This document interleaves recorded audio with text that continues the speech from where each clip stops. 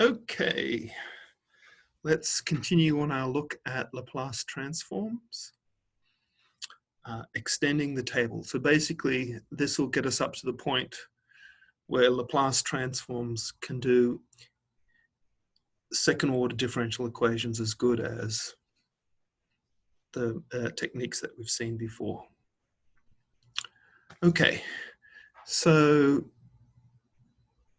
we have to I talked about partial fractions last time, so we need to be able to handle fractions like I have there. So this is like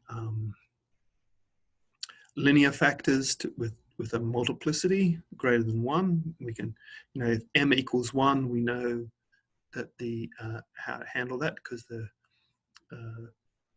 it's e to the at, the inverse transform, and how to handle irreducible quadratic terms. And the following theorem shows us how to do that.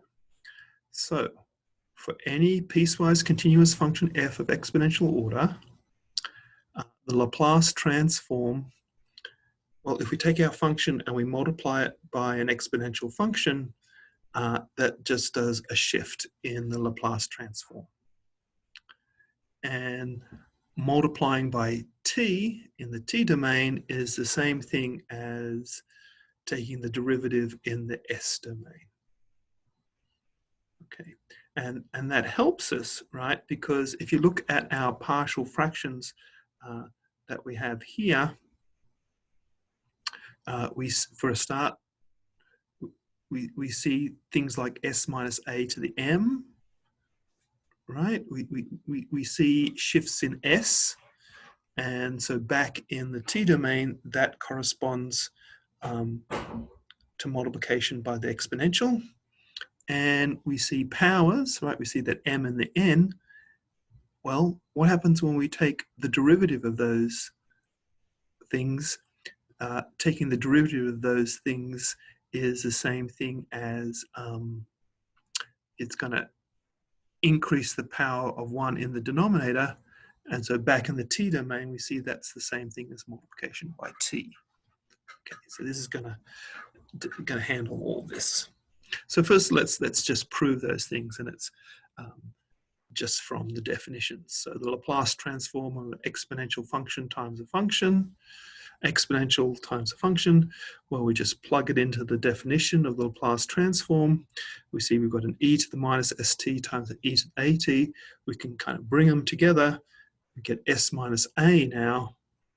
Well, that's just Laplace transform at s minus a. Okay, and to take the derivative, when we take the derivative of a Laplace transform, again, we use a definition and we swap taking integration and differentiation. We see that when we differentiate e to the minus st with respect to s, down comes a minus t, right? So we pull a minus out of the integration and we're going to put a t in with the ft, so we see that we're applying the Laplace transform then to t of ft. Okay, so your first module question for today is using induction to prove then that the Laplace transform of t to the n is n factorial over s to the n plus 1. Notice that we've already done the base cases, right? N equals 0. The Laplace transform of 1 is 1 on s, and the Laplace transform of t is 1 on t. 1 on s squared, sorry. Getting my t's and my s's confused. Okay, so let's do some examples then. So let's say we've got e to the minus t times cosine of 2t. Well, we want to do the Laplace transform of that. We know what the Laplace transform of cosine of 2t is, right? It's s divided by s squared plus 4. And so when we multiply by the exponential in the t domain, that gives us a shift in the s domain. And so we get that. What about the Laplace transform of t times sine of 5t? Well, we just take negative the derivative of the Laplace transform of sine of 5t, which is 5 over s squared plus 25. Okay, so as I said before, right, we add 1 to the power in the denominator, and we've got to multiply by 2s by the chain rule. Okay, so we get 10s divided by s squared plus 25 all squared. What happens if we've got a polynomial? Well, that's straightforward. Laplace transform t squared is 2 on s cubed minus 6 on s squared, right? Because 1 on s squared is Laplace transform of t, plus 4 on s because 1 on s is the Laplace transform of 1.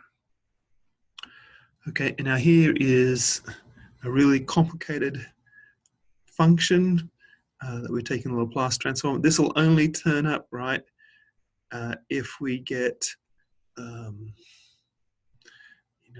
second order equation and we've got a repeated root. That's why we're multiplying by the t, whatever. Okay, so cosine of 2t, right, is s over s squared plus 4. Okay, we multiply it by e to the minus t. That gives us a shift of plus 1. Multiply by t. That means we've got to take the derivative. So we use the quotient rule. As I stated before, we increase 1 to the power downstairs in the denominator. And then we just use our low d high minus high d low. And when the dust clears, we get that. Okay. Okay. So we know basically now how to handle the Laplace transform of any equation that we'd kind of possibly see as a solution to a second order equation that we've dealt with. And so here is a table. So somewhere you should just have a table of Laplace transforms. Okay, so t to the n times an exponential, right? We have 1 over s to the n plus n factorial over s to the n plus 1, and then we shift it by a because we're multiplying by the exponential. E to the a times sine bt. Again, we shift by a for both the sine and the cosine. And for the most complicated one, t times an exponential times a trig.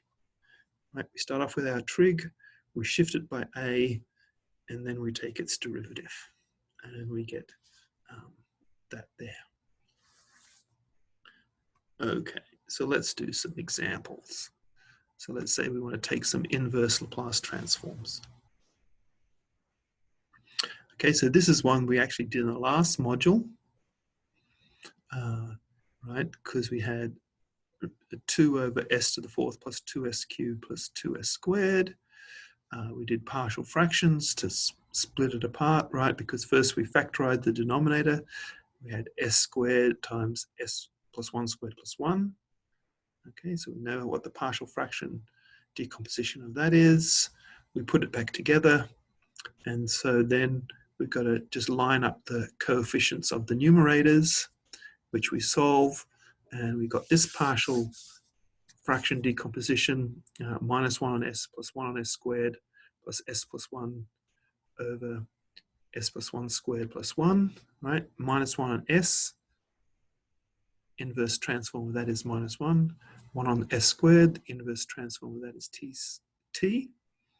And we see that we've got the form for cosine there, but it's shifted by minus 1. So that's why we get e to the minus t times cosine t for that. Another one, 1 on s minus 2 squared plus 3 on s squared. Well, it's already in its partial fraction expansion. So 1 over s minus 2 squared, right? That's like 1 over s squared. That's like a t, but we've got a shift of 2. So we multiply that by e to the 2t. And the 3 on s squared, well, that's just 3 times the inverse transform of 1 on s squared, which is t. What about s plus 3 divided by s minus 2 squared? That we do have to do the partial fraction expansion, but it's kind of easier if you just pull out an s minus 2, write s plus 3 as s minus 2 plus 5, and then when you do that, you see that you've got the partial fraction expansion right there. We've got 1 over s minus 2, right, which is e to the 2t, and 5 over s minus 2 squared, which is 5 times t e to the 2t. Okay, s plus 3 over s squared plus 4s plus 8. Okay, so first we do something with the denominator. So it's a quadratic, so either it's going to factor it or we're going to write it as an irreducible quadratic. Well, we see it's an irreducible quadratic, so I write it as s plus 2 squared plus 4. Okay, since it's like that, that means I want to write the numerator in terms of s plus 2. So I can pull out an s plus 2, and that leaves a 1 left over. And 1 is a half of 2, right? I'm doing 2 because we've got the s plus 2 squared plus 4. The 4 is 2 squared. That's where that 2 comes from. It's not from the s plus 2. It's from the plus 4 that we got there. So we've got a cosine of 2t shifted by minus 2. So we multiply the cosine 2t by e to the minus 2t. And we've got sine of 2t shifted by 2 and multiplied by half. So that's where we get that. Okay, and so your second module question is invert s plus 5 over s plus 3 times s squared plus 1. Okay, so let's solve some equations. So we've got x double prime plus 4x prime plus 8x equals 0. Some initial conditions. Notice that you'll always get the characteristic polynomial in your computations when you take the Laplace transform, which is good, right? Because we expect to see that. So we take the Laplace transform of the left-hand side there. It equals 0, right? Because the Laplace transform of 0 is 0. So the Laplace transform of x double prime is s squared x minus x naught times s. So that's minus s. Plus 1. The Laplace transform of x prime is sx minus 1 plus 8x. As I said, we factor out the characteristic polynomial. We set that equal to, well, we take the minus s plus 1 minus 4, put it together, put it on the other side, we get s plus 3. So x equals s plus 3 divided by s squared plus 4s plus 8. And if we go back to the previous page, we see that we did that in number 4. So we can write down what the solution is. Okay. Final example. Here's another one. Okay. X double prime plus 2x prime plus 10x equals 5. Okay, again, we take the Laplace transform. The initial conditions only come up when we take the Laplace transform of the second derivative. Right, so they've got the minus 1 coming from the minus x prime 0. That's the left-hand side. The right-hand side, Laplace transform of 5 is 5 on s. Okay, so we gather x together, multiply it by its characteristic polynomial, and put the 1 on the other side. We get 1 plus 5s, 5 on s, which is put it under common denominator. It's s plus 5 divided by s. So x then equals that, s plus 5 over s times s squared plus 2s plus 10. First thing we do is we look at the quadratic. We see it's irreducible, so we're going to write that as s plus 1 squared plus 9. Okay, remember we're just completing the squared, so the 2s we need to add 1. And since we had 10 there, we have a 9 left over. Okay, and so in its partial fraction expansion, we're going to have a of s plus a b and a c for the irreducible quadratic. So we just compare numerators. So we have s plus 5 as one numerator, and then over here we have a times the denominator of the over there, which is s plus 1 squared plus 9, and then we have bs plus 1 plus c times s. And so we link coefficients. So the constant term is 5 in s plus 5. And for the right-hand side, we've got a 1 plus 9, we get 10a. So 5 equals 10a. And then we look at how do we pick up an s? Well, we have a 2s times a plus a bs plus a cs. So we get 2a plus b plus c has to equal 1. And then what's the quadratic term? Well, it's 0 in s plus 5, and it's a plus b on the other side. And so we just go ahead and we can see that's a fairly simple system to solve. A is a half. Since a plus b equals 0, that means b is minus a half.